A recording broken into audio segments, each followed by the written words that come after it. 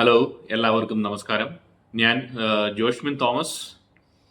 ഇന്ന് നിങ്ങളുടെ മുന്നിൽ വന്നിരിക്കുന്ന ഒരു ചർച്ചാ വിഷയം നമ്മുടെ സ്റ്റാൻഡേർഡ് പ്രിക്കോഷൻസ്, മലയാളത്തിൽ പറയുവാണെങ്കിൽ അടിസ്ഥാന മുൻകരുതലുകൾ, ഇല്ലെങ്കിൽ ഇങ്ങനെയും പറയപ്പെടാം രോഗ പകർച്ച മുൻകരുതലുകൾ. ഇതിനകത്ത് 3 ഘട്ടങ്ങളാണ് വരുന്നത്. ഒന്ന് കോണ്ടാക്ട് പ്രിക്കോഷൻസ് വരുന്നുണ്ട്. അത് മലയാളത്തിൽ കോണ്ടാക്ട് പ്രിക്കോഷൻസ് എന്ന് പറഞ്ഞാൽ സമ്പർക്ക മുൻകരുതലുകൾ.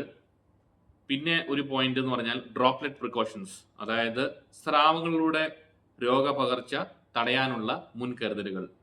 മൂന്നാമതായിട്ട് പറയാനുള്ളത് എയർബോണി പ്രിക്കോഷൻസ്, അതായത് വായുവിലൂടെ പകർന്ന രോഗങ്ങൾ തടയാനുള്ള മുൻകരുതലുകൾ.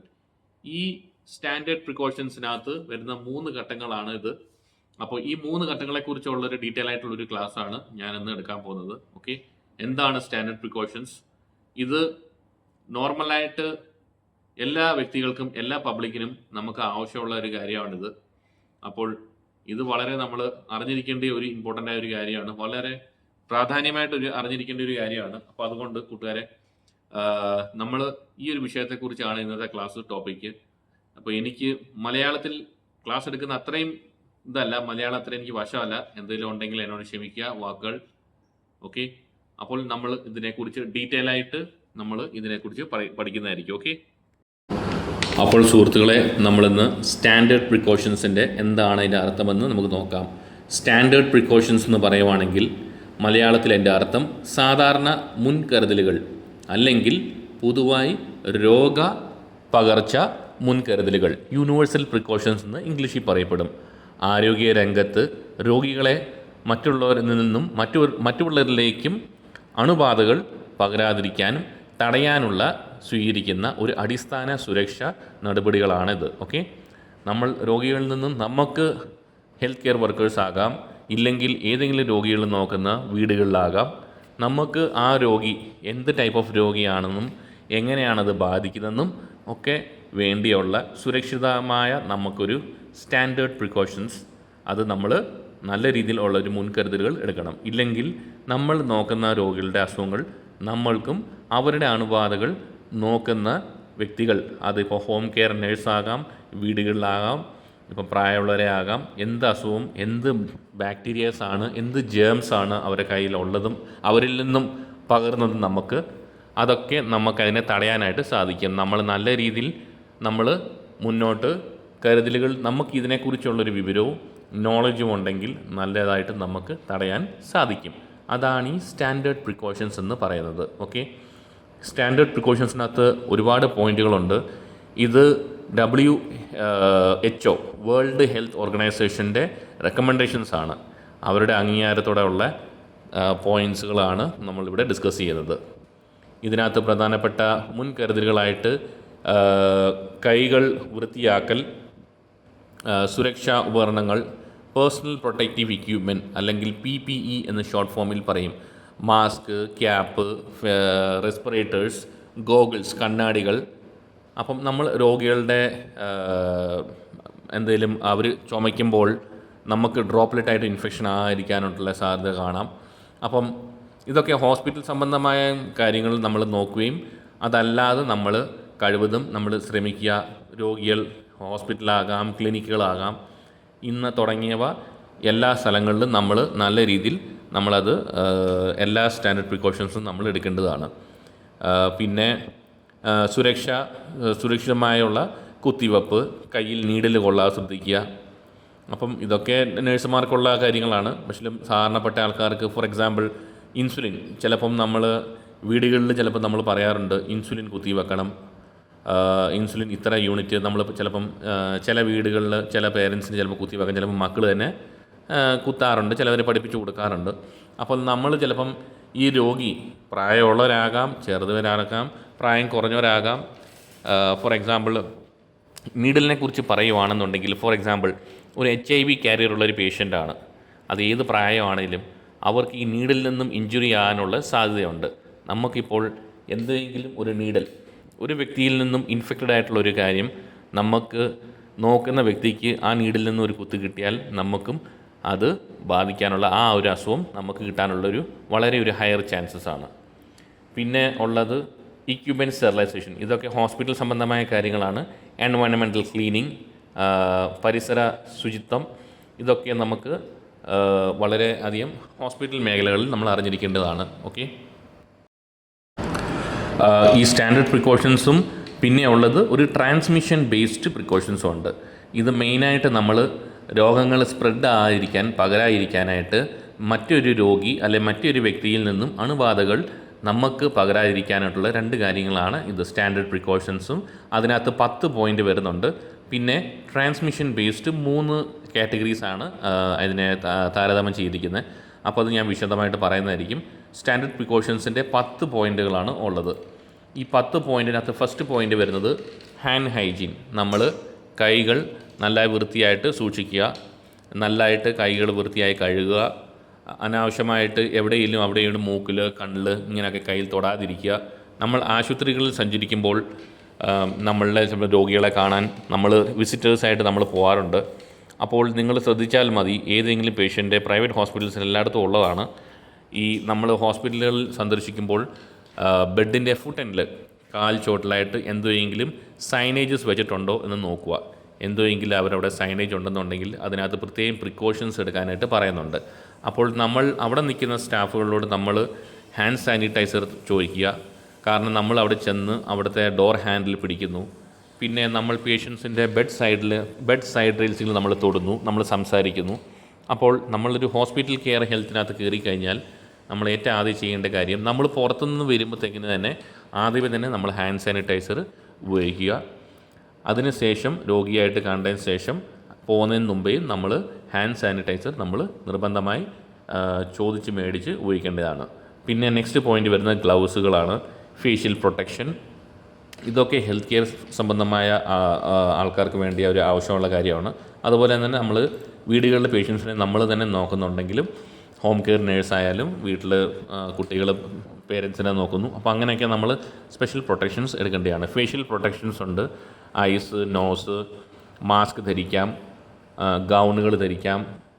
അങ്ങനെ വിവിധ പോയിൻറ്റ്സാണ് ഉള്ളത്. പിന്നെ ഉള്ളത് prevention of needle stick injuries. അത് ഷാർപ്പ് ഇൻസ്ട്രുമെൻറ്റ്സ് ആകാം, അതിൽ നിന്നും സൂചിയിൽ നിന്ന് നമുക്ക് നീഡിൽ സ്റ്റിക്ക് ഇഞ്ചുറി ഉണ്ടാകുന്നുണ്ട്. ഞാൻ പറഞ്ഞ പോലെ ഇൻസുലിൻ്റെ നീഡിലുകൾ. പിന്നെ respiratory hygiene and cough ethics. Respiratory എന്ന് പറയുമ്പോൾ നമ്മൾ ആ രോഗി ചുമയ്ക്കുമ്പോഴോ ഇല്ലെങ്കിൽ ചിലപ്പം ഫോർ എക്സാമ്പിൾ ആ രോഗി ചിലപ്പോൾ എന്തെങ്കിലും ഇൻഫെക്ഷൻസ് ഉള്ള ചെസ്റ്റ് ഇൻഫെക്ഷൻ ഉള്ള വ്യക്തിയായിരിക്കാം. ചിലപ്പം TB ട്യൂബർക്ലോസിസ് അല്ലേ, ട്യൂബർക്ലോസിസ് എന്ന് പറയും. TB ഉള്ള പേഷ്യൻറ്റുകളാണെങ്കിൽ അവരുടെ ചുമയിൽ നിന്ന് ചിലപ്പോൾ നമുക്ക് തന്നെ പകരാനുള്ള സാധ്യതകളുണ്ട്. അപ്പം നമ്മൾ കറക്റ്റ് സേഫ് ഡിസ്റ്റൻസ് മെയിൻറ്റെയിൻ ചെയ്യുക. അപ്പം റെസ്പിറേറ്ററി ഹൈജീൻ മെയിൻറ്റെയിൻ ചെയ്യാൻ വേണ്ടി ശ്രമിക്കുക. പിന്നെ അവരോട് പറഞ്ഞ് പഠിപ്പിക്കുക റെസ്പിറേറ്ററി ഹൈജീൻ എന്ന് പറഞ്ഞാൽ എങ്ങനെയാണ്.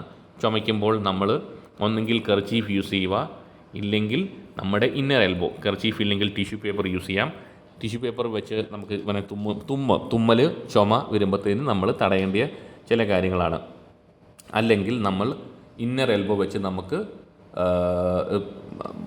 ചുമയ്ക്കാൻ സാധിക്കുന്നതാണ്. ഓക്കെ, പിന്നെ പരിസരം വൃത്തിയാക്കൽ, എൻവയോൺമെൻറ്റൽ ക്ലീനിങ് എന്ന് പറയും.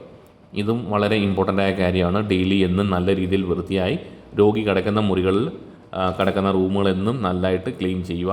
പിന്നെ ലിനൻസ്, തുണി, അവർ യൂസ് ചെയ്യുന്ന ബെഡ്ഷീറ്റ്സ് ഉണ്ടാകാം, അവരുടെ തുപ്പൽ, ചുമ, കഫം ഈ തുടങ്ങിയ ചിലപ്പോൾ യൂറിന്, സ്റ്റൂൾസ്, ഇതൊക്കെ ബെഡുകൾ ചിലപ്പോൾ പറ്റിയിട്ടുണ്ടാവാം, നമ്മൾ കാണത്തില്ല. അപ്പോൾ നമ്മൾ ഈ കൈകളൊക്കെ അവിടെ തൊടുമ്പോൾ ആ പേഷ്യൻറ്റിനെ നോക്കുമ്പോഴത്തേക്കിന് നമ്മൾ നമ്മുടെ കൈ നല്ല വൃത്തിയായിട്ട് സൂക്ഷിക്കുക. പിന്നെ ഉള്ളത് വേസ്റ്റ് ഡിസ്പോസലാണ്. കറക്റ്റായിട്ട് നമ്മൾ വേസ്റ്റുകൾ നല്ലതായിട്ട് ഡിസ്പോസ് ചെയ്യുക. ഹോസ്പിറ്റലാണെങ്കിൽ ബയോമെഡിക്കൽ വേസ്റ്റ് മാനേജ്മെൻറ്റ് എന്ന് പറയും. അപ്പോൾ നമ്മൾ വീട്ടിലാകുമ്പം പേഷ്യൻസിന് യൂസ് ചെയ്യുന്ന വേസ്റ്റുകൾ നല്ലതായിട്ട് പ്രോപ്പറായിട്ട് അത് ഡിസ്കാർഡ് ചെയ്യാൻ ശ്രമിക്കുക. പിന്നെ ഉള്ളത് അത് ഹോസ്പിറ്റലിലേക്ക് സംബന്ധമായ 10ാമത്തെ പോയിൻ്റ് പേഷ്യൻ്റ് കെയർ ഇക്വിപ്മെൻ്റ് എന്ന് പറയും. പേഷ്യൻ്റ് കെയർ ഇക്വിപ്മെൻറ്റിലും ഫോർ എക്സാമ്പിൾ മെഷീൻസ്, വെൻറ്റിലേറ്റേഴ്സ് ഉണ്ട്, പേഷ്യൻ്റെ മോണിറ്റേഴ്സ് ഉണ്ട്, ഈ തുടങ്ങിയവ സാധനങ്ങൾ. പിന്നെ ഗ്ലൂക്കോമീറ്റേഴ്സ് എന്ന് പറയും. പേഷ്യൻ്റെ ഷുഗർ നോക്കുന്ന ചെറിയ കുഞ്ഞൊരു ഗ്ലൂക്കോമീറ്റർ ഉണ്ട്. അപ്പോൾ ഇതൊക്കെ പല ആളുകളും പലപ്പോഴും യൂസ് ചെയ്യുന്നതാണ്. അപ്പോൾ ഒരു വ്യക്തിയിൽ നിന്ന് മറ്റൊരു വ്യക്തിയിലേക്ക് പകരാതിരിക്കാനായിട്ടാണ് നമ്മൾ ശ്രമിക്കേണ്ടത്. അപ്പോൾ ഈ 10 പോയിൻ്റാണ് സ്റ്റാൻഡേർഡ് പ്രിക്കോഷൻസിനായിട്ട് ഉള്ളത്. അതുപോലെ തന്നെ നമ്മൾ ഹോസ്പിറ്റലിൽ നമ്മൾ രോഗികളെ കാണാനായിട്ട് നമ്മൾ ചെല്ലുമ്പോൾ നമ്മൾ ഹാൻഡ് വാഷിംഗ് നല്ലതായിട്ട് ചെയ്യാൻ ശ്രമിക്കുക. ഒന്നെങ്കിൽ ഹാൻഡ് വാഷിംഗ് ചെയ്യുക, ഇല്ലെങ്കിൽ സമയമില്ലെങ്കിൽ ഹാൻഡ് സാനിറ്റൈസർ യൂസ് ചെയ്യുമ്പോൾ ഒരു കോയിൻ ഷേപ്പിൽ കയ്യിൽ ഇങ്ങനെ കുഴിച്ച് പിടിച്ച് നല്ല രീതിയിലെടുത്ത് കൈയുടെ എല്ലാ ഭാഗങ്ങളും കവർ ചെയ്ത് നല്ലതായിട്ട് നമ്മൾ ഹാൻഡ് ഹൈജീൻ ചെയ്യേണ്ടതാണ്. കൈ നല്ലതായിട്ട് വൃത്തിയായിട്ട് നല്ല രീതിയിൽ 1 മിനിറ്റെങ്കിലും നല്ല രീതിയിൽ വൃത്തിയായിട്ട് നല്ല ഏറെ എടുത്ത് വെച്ച് നല്ല രീതിയിൽ കൈ വൃത്തിയാക്കേണ്ടതാണ്.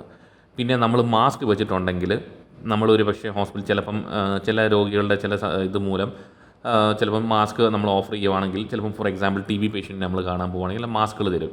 അപ്പോൾ ആ മാസ്കുകൾ നമ്മൾ ഇടുന്നതിന് മുമ്പേ ആ ഉള്ളി രോഗിയെ കാണുന്നതിന് പോകുന്നതിന് മുമ്പേ തന്നെ നമ്മൾ മാസ്ക് നല്ല രീതിയിൽ ധരിക്കുക.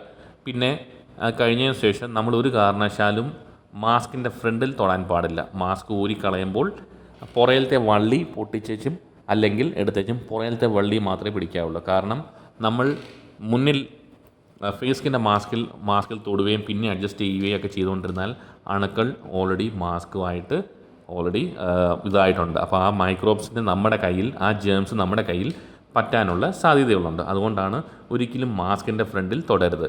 നമ്മൾ മാസ്ക് ഉപയോഗിച്ചതിന് ശേഷം നമ്മൾ ആവശ്യം കഴിയുമ്പോൾ അന്നേരം തന്നെ കളഞ്ഞും കയ്യിൽ ഹാൻഡ് സാനിറ്റൈസർ അല്ലെങ്കിൽ ഹാൻഡ് വാഷിംഗ് പ്രോപ്പർലി ചെയ്യേണ്ടതാണ്. അതുപോലെ തന്നെ നമ്മൾ ഹോസ്പിറ്റലിൽ ഉള്ളപ്പോൾ ഏതെങ്കിലും ഒരു സാഹചര്യത്തിൽ നമ്മുടെ കയ്യിൽ എന്തെങ്കിലും മുറിവ് പറ്റുമോ, ഏതെങ്കിലും ഒരു സാഹചര്യത്തിൽ നമ്മൾ പേഷ്യൻ്റായിട്ട് നമ്മൾ ചിലപ്പോൾ സംസാരിച്ചുകൊണ്ട് ഇരിക്കുമ്പോൾ എന്തെങ്കിലും ഒരു വസ്തുവിൽ നിന്നും നമുക്ക് എന്തെങ്കിലും ചെറിയൊരു ഇഞ്ചുറി അല്ലെങ്കിൽ ചെറിയൊരു രീതിയിൽ ഒരു തൊലി പോവുമോ, അല്ലെങ്കിൽ ഏതെങ്കിലും ഒരു നെഗ്ലിജൻസി മൂലം, ഒരു ശ്രദ്ധക്കുറവ് മൂലം എന്തെങ്കിലും നമുക്കൊരു ഇഞ്ചുറി ഹോസ്പിറ്റലിൽ നിന്നും ഉണ്ടായാൽ ഹോസ്പിറ്റലിൽ ഉള്ള അധികാരികളോ അല്ലെങ്കിൽ അവിടുത്തെ ആരാണോ ആ സിസ്റ്റർ ഇൻചാർജ്, ഹെഡ് നേഴ്സ്, ഡോക്ടറാകാം, ആരാണേലും അവിടെ തന്നെ നമ്മൾ റിപ്പോർട്ട് ചെയ്യേണ്ടതാണ്.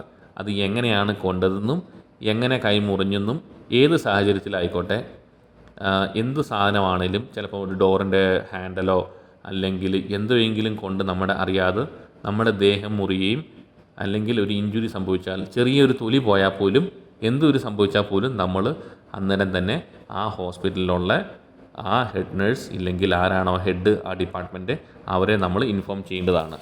ഒന്നുമില്ലെങ്കിൽ എമർജൻസി ഡിപ്പാർട്ട്മെൻറ്റിലെങ്കിലും പോയി നമ്മളവിടെ റിപ്പോർട്ടിങ് ചെയ്യേണ്ടതാണ്. ഒന്നുമില്ല, സാരമില്ല എന്ന് പറഞ്ഞ് നമ്മളതിനെ തള്ളിക്കളയാൻ പാടില്ല. കാരണം എന്താണ് ഇഞ്ചുറി, എങ്ങനെയാണ് സംഭവിച്ചതെന്ന് ഒന്ന് വിശദ വിവരങ്ങൾ അവരോട് പറയുവാണെങ്കിൽ അവർ വേണ്ടിയ രീതിയിലുള്ള ട്രീറ്റ്മെൻറ്റ്സ്, അല്ലെങ്കിൽ നിങ്ങൾക്ക് വേണ്ടി ചെറിയ രീതിയിൽ ചിലപ്പോൾ തൊലി പോയിന്നിരിക്കാം, ചിലപ്പോൾ ഡോറ് കൊണ്ടായിരിക്കാം, ചിലപ്പോൾ ഏതെങ്കിലും ഒരു സാഹചര്യത്തിൽ അങ്ങനെ എന്തെങ്കിലും ഒരു ഇഞ്ചുറി, ഹോസ്പിറ്റലിൽ അക്വയർഡ് ആയിട്ടുള്ളൊരു ഇഞ്ചുറി നിങ്ങൾ ഹോസ്പിറ്റലിൽ ചെല്ലുമ്പോൾ നിങ്ങൾക്ക് എന്തെങ്കിലും പറ്റിയാൽ നമ്മളതത്ര ശ്രദ്ധിക്കാറില്ല. പക്ഷേലും നമുക്കറിയത്തില്ല എന്താണെന്ന്, അല്ലേ? നിങ്ങൾക്ക് എങ്ങനെയാണ് നിങ്ങൾക്ക് ഇഞ്ചുറി ഉണ്ടായത്, എന്തെങ്കിലും ഇൻസ്ട്രുമെൻസിൽ നിന്നാണോ?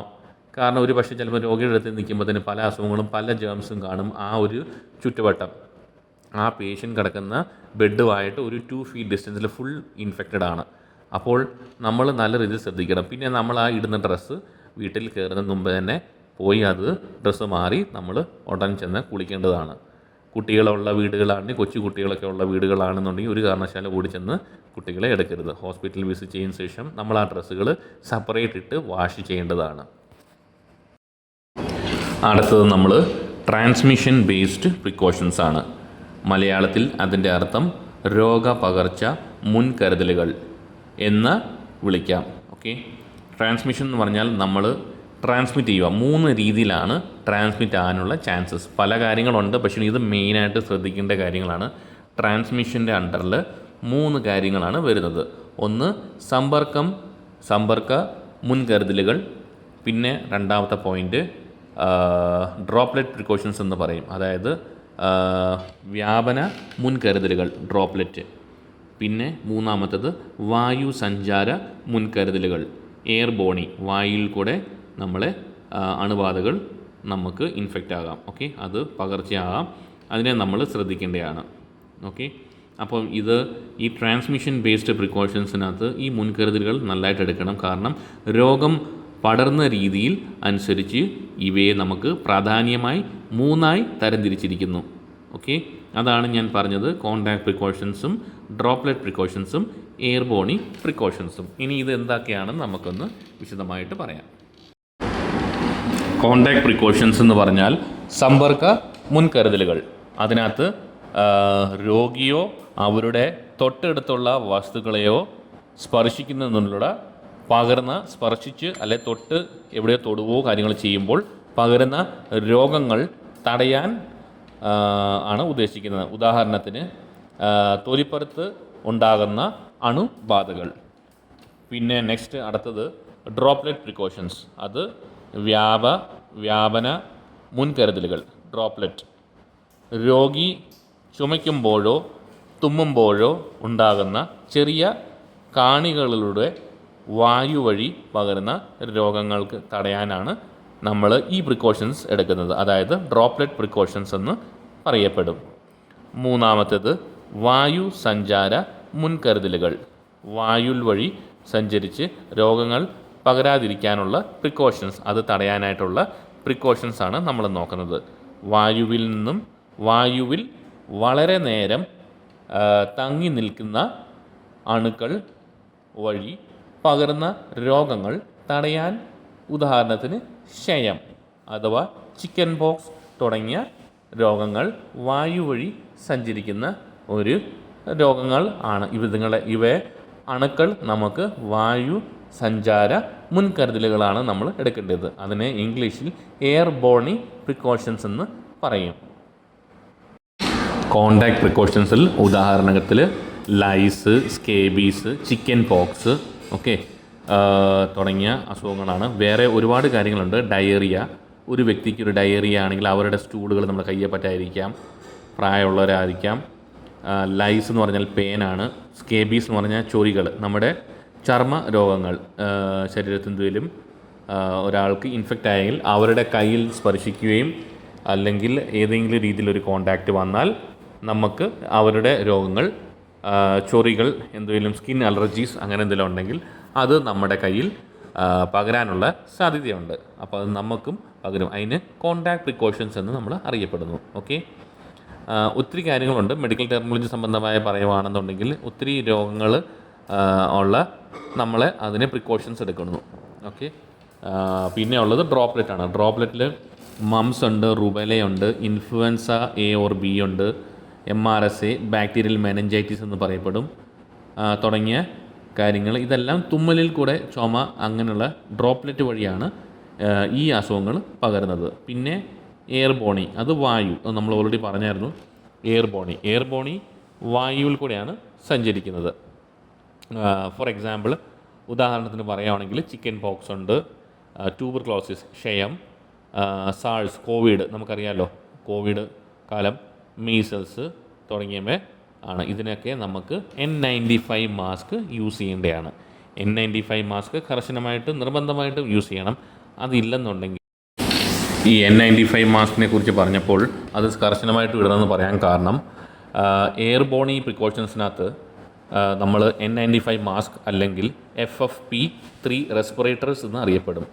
കാരണം അത് പ്രോപ്പറായിട്ട് നല്ലതായിട്ട് ഫിറ്റ് ചെയ്ത് ഒരു മാസ്ക് ഒരു നേഴ്സാകാം, ഡോക്ടറാകാം. കാരണം ഈ എയർബോണി പ്രിക്കോഷൻസിനെ ചെയ്യാനായിട്ട് ഈ രോഗികളെ ഹോസ്പിറ്റലിൽ ഉള്ള ഐസൊലേഷൻ മുറികളിലാണ് ഇടുന്നത്. അവരെ അഡ്മിറ്റ് ചെയ്യുന്നത് ഐസൊലേഷൻ മുറികളിലാണ്. ഫോർ എക്സാമ്പിൾ ഞാൻ പറഞ്ഞ പോലെ ക്ഷയം ഇങ്ങനെയുള്ള, അല്ലെങ്കിൽ ചിക്കൻ പോക്സ് ഇങ്ങനെയുള്ള ഇത് മെയിനായിട്ട് എയർബോണിക്കകത്ത് വരുന്നത് ഇത് വായിൽ കൂടെയാണ് പകരുന്നത്. അപ്പോൾ ആ അണുബാധകൾ പുറത്ത് പോയി മറ്റ് ഡിപ്പാർട്ട്മെൻറ്റ് ഇല്ലെ മറ്റ് മുറികളിലേക്കോ ബിൽഡിങ്ങിലേക്കോ പോകാതിരിക്കാനായിട്ടുള്ള സ്പെഷ്യൽ ഇതിനെ നോക്കുന്ന നഴ്സുമാർ അല്ലെങ്കിൽ ഹെൽത്ത് കെയർ വർക്കർ ഡെഡിക്കേറ്റഡ്ലി ഈ ഒരു രോഗിയെ മാത്രമേ നോക്കുകയുള്ളൂ. ഈ രോഗിയെ നോക്കിയതിന് ശേഷം മറ്റൊരു രോഗിയുടെ അടുത്തേക്ക് പോകാൻ പാടില്ല. അങ്ങനെയാണ് അതിൻ്റെ മാൻഡേറ്ററി ആയിട്ട് നിർബന്ധമായിട്ടുള്ള ഓർഡേഴ്സ്.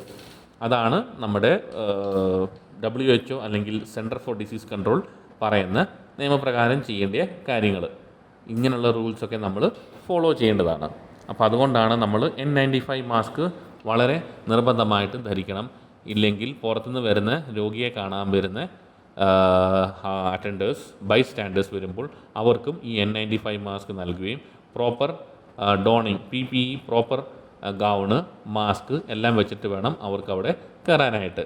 അത് നേഴ്സ് അല്ലെങ്കിൽ ഹെൽത്ത് കെയർ വർക്കർ രോഗിയെ കാണാൻ വരുന്ന വീടുകളിലുള്ള വിസിറ്റേഴ്സിനോട് പറഞ്ഞു കൊടുക്കേണ്ടതാണ്. കാരണം അവർ ഈ രോഗങ്ങൾ ഈ വായുവിൽ കൂടെ മറ്റ് വ്യക്തികളിലേക്കോ അല്ലെങ്കിൽ ആ ഹോസ്പിറ്റലിലെ മറ്റ് ബിൽഡിങ്ങിലേക്കോ മറ്റ് രോഗികൾക്കോ പകരാനുള്ള ചാൻസ് ഉണ്ട്. അതുകൊണ്ടാണ് ഈ രോഗികളെ നോർമലായിട്ടുള്ള രോഗികൾ കൂടെ ഇടാതെ ഇവരെ അടച്ചുറപ്പുള്ള ഒരു ക്ലോസ്ഡ് ഡോർസ് മുറി എല്ലാം അടച്ചിട്ട് സെപ്പറേറ്റ് ഒരു വെന്റിലേഷനുള്ള ഒരു മുറികളിലാണ്, ഐസൊലേഷൻ റൂമുകളിലാണ് ഇവരെ അഡ്മിറ്റ് ചെയ്യുന്നത്. ഇങ്ങനെ എയർബോണി വായുവിൽ കൂടെ പകരുന്ന അസുഖമുള്ള രോഗികളെ.